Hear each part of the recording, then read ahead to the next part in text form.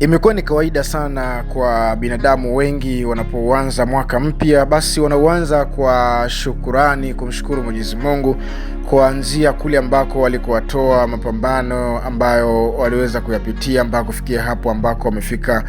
Wanakuwa wanafanya hivyo, na imekuwa kawaida sana wanapoanza mwaka unamshukuru Mungu, lakini pia unapokuwa unamaliza mwaka unakuwa unamshukuru Mwenyezi Mungu. Sasa kuna wale ambao wanamshukuru Mwenyezi Mungu kimya kimya wakiwa ndani mwao, kwa sababu huenda kuna vitu viwili, hawajajiingiza zaidi kwenye mitandao ya kijamii, lakini pia kuna wengine wanakuwa hawapendi hivi mahusiano yao na Mungu yaende mpaka kwa watu wengine.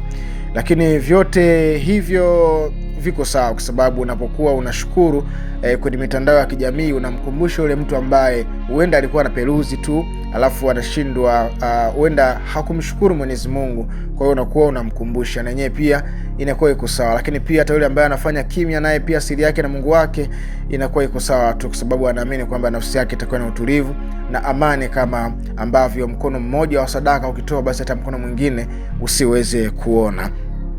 Hiki alikifanya Profesa Jay, alikifanya Profesa Jay wakati anaumaliza mwaka 2025 kuingia mwaka 2026. Kwa hiyo kama ulikuwa hujaingia katika akaunti yake ya Instagram na kuweza kuona kitu hiki alichokiandika, basi huu utakuwa ni wasaha wewe kuweza kusikiliza na kuweza kugundua kumbe maneno mazuri ya hekima yanaweza yakatokana hata kwa njia ya maandishi, sio tu kwa njia ya muziki ikichanganyikana na biti.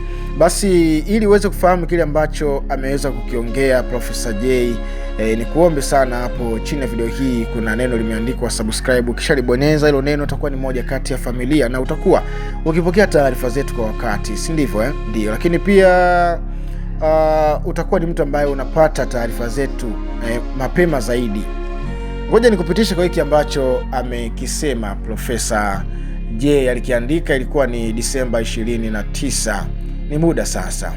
Alisema kwamba na hapa ninamnukuu: asante Mwenyezi Mungu mwingi wa rehema na mwenye kubariki, hatimaye leo umeniwezesha kutimiza nusu karne ya maishani mwangu, sio kwa ujanja wangu, ila ni kwa baraka na neema zako wewe tu.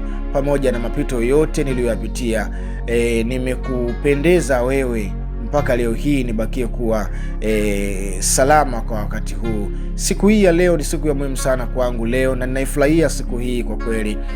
Nakosa cha kusema, naishiwa maneno mengi ya kusema kwako zaidi ya kuishia kuandika na kusema kwamba nakushukuru sana Mwenyezi Mungu, Baba wa upendo. Huu ni mkubwa sana umenipa, na upendo ulioonyesha huu Mungu ni upendo mkubwa wa kuweza kutimiza miaka 50 ya kuzaliwa.